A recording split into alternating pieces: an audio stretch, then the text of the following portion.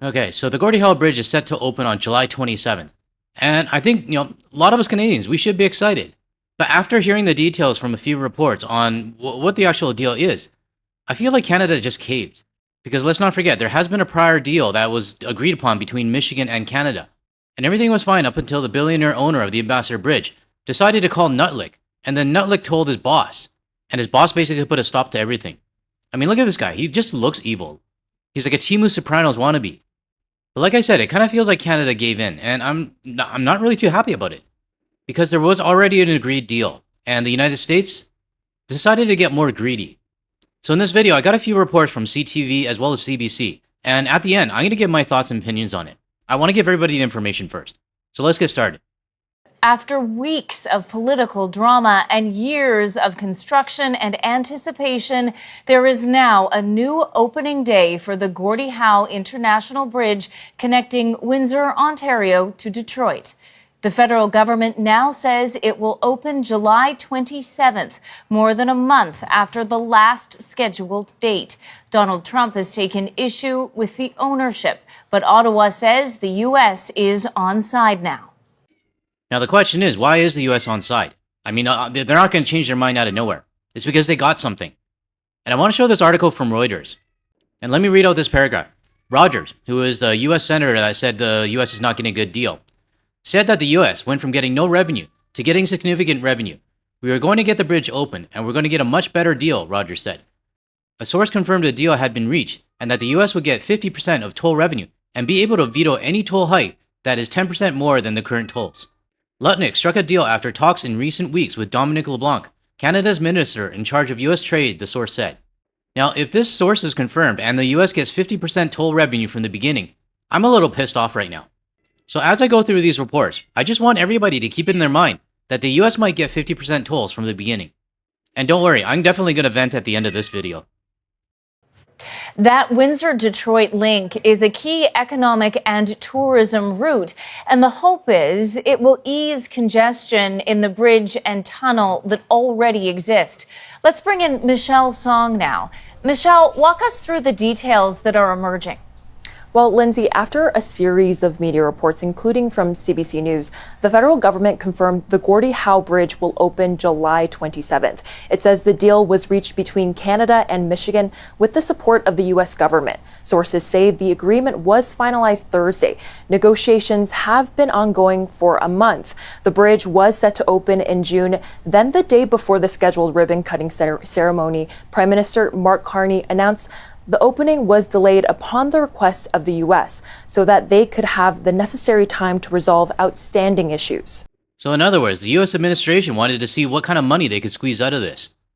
What pisses me off is that there was already a prior agreement that both sides agreed to.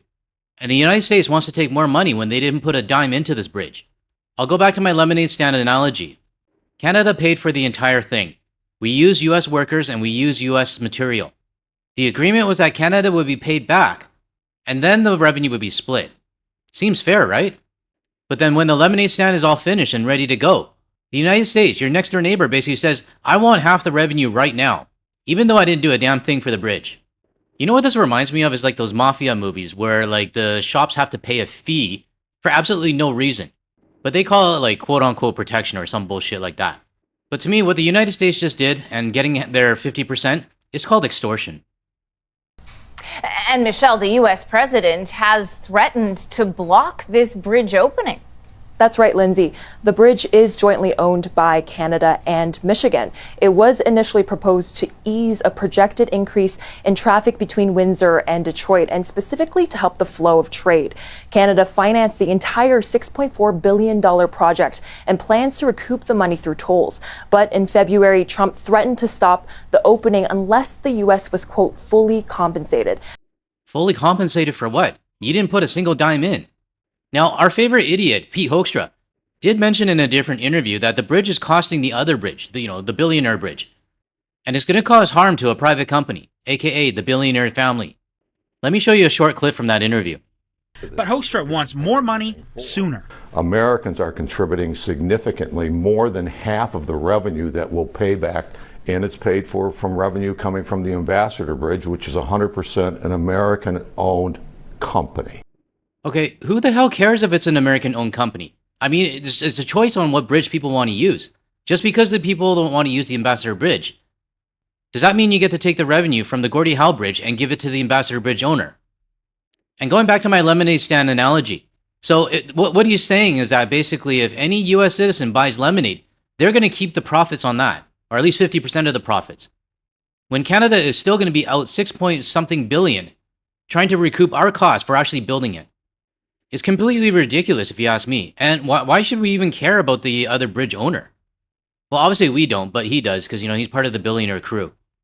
So whatever these toll revenues that they're getting, now because there's a source saying that there's a deal, you can bet this money is not going to go to the state of Michigan. It's probably going to go to the billionaire.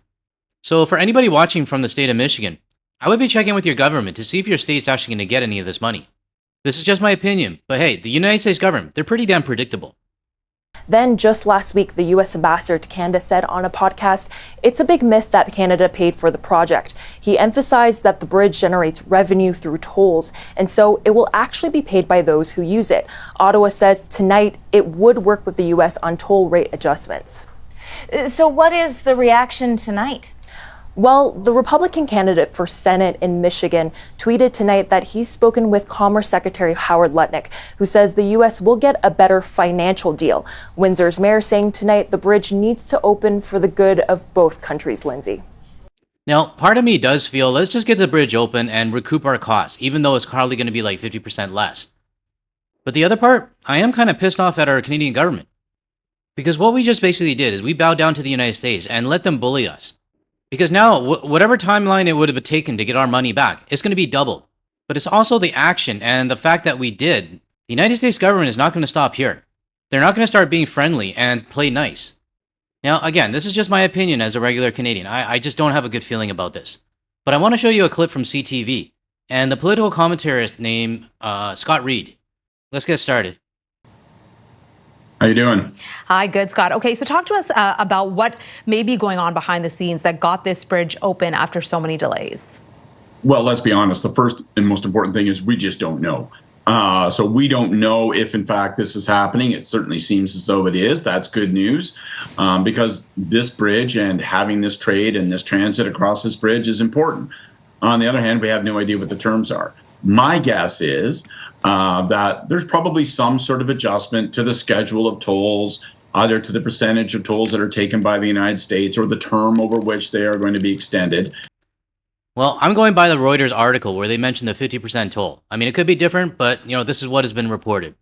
But let's be real here. I mean, the deal wouldn't have been made unless the U.S. is going to financially benefit somehow. So whether it's 50%, 25%, or whatever, they got something out of it.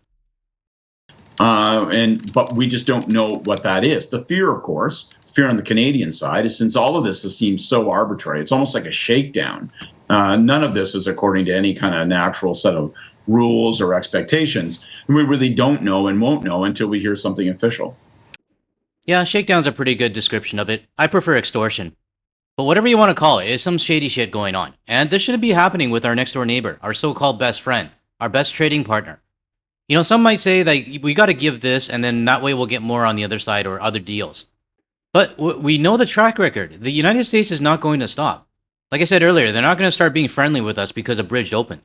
I mean, let's look at the U.S. liquor situation. We had a Republican trying to pass the Canada Act bill because we're being unfair. I mean, just look at her. She looks freaking evil. But it's not just Republicans. We also have a Democratic senator. This guy, Adam Schiff, now begging Canadians to put liquor back on the shelves because it's hurting the California wine industry. I'm going to be talking about this guy in my next video that should be released in about 3 hours or so. And I'm not going to go lightly on it. I'm probably going to tear this guy to shreds. Because I'm pretty pissed off right now. It's Saturday and I don't know, maybe I just woke up on the wrong side of the bed. Or maybe I'm just tired of the United States trying to take advantage of Canada. I think that's probably what it is. We'll go with that. So keep an eye out for that second video that should be out in about 3 hours. And as ATD Next from our Discord server says, oh, GTL is getting extra spicy again. Well, there's definitely going to be spice in that second video. Yeah, so we haven't gotten anything official, but the Associated Press is reporting it should be open by the end of July. So let's say this does happen. As you said, we don't know the terms about it, but what would it finally mean getting this crossing open for relations between the United States and Canada? We've really been seeing delay after delay for some time. And as I mentioned there, U.S. President Donald Trump threatening to not have the bridge open at all. Well, in microcosm, it's actually a metaphor for the entire state of our relationship. Even though Canada has gone to the extent of funding and financing the entire construction of this bridge, it has been a stop and a start, a stop and a start, 2 steps forward, 1 step back.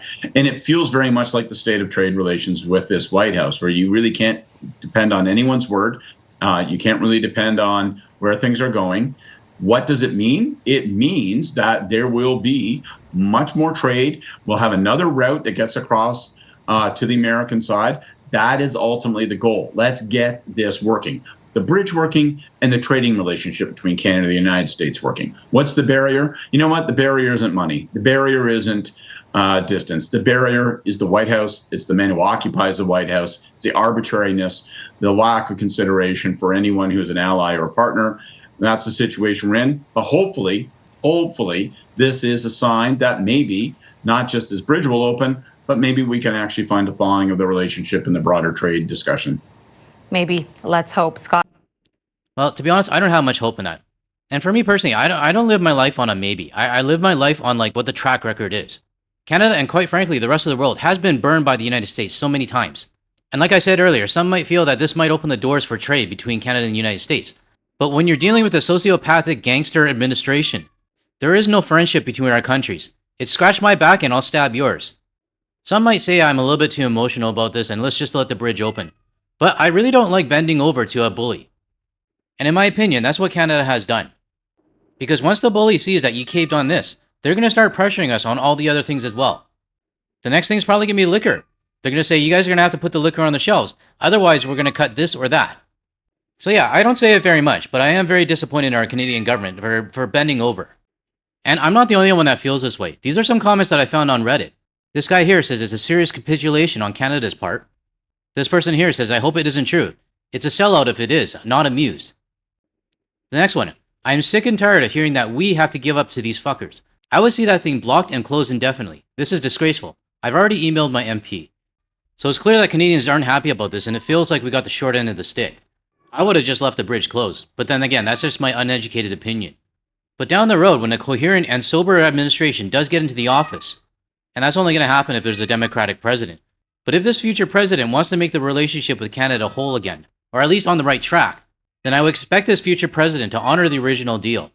Now, do I think that will happen? I don't know these days. I really don't know. It doesn't matter what side. Because you got jackasses like this on the Democratic side, basically making Republican demands.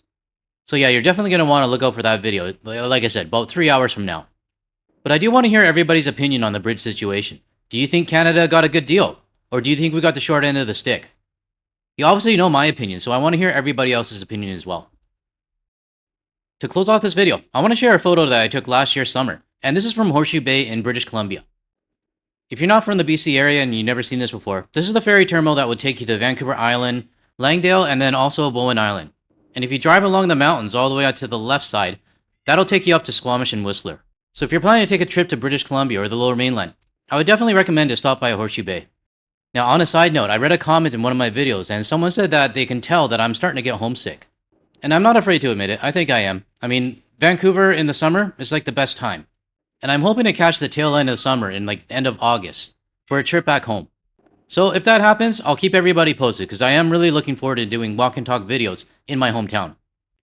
Alright everyone, that's it for this video. If you found any value in anything I said today, or you want to hear more from a Canadian and international point of view without the US media bias, make sure you hit that like and subscribe button below. That way you'll be notified of my future videos. And don't forget to hit the bell icon and select all as well. Now, if you want to see more of my videos, check out the ones that are going to show up on your screen shortly. Thanks everyone, I'll catch you in the next one.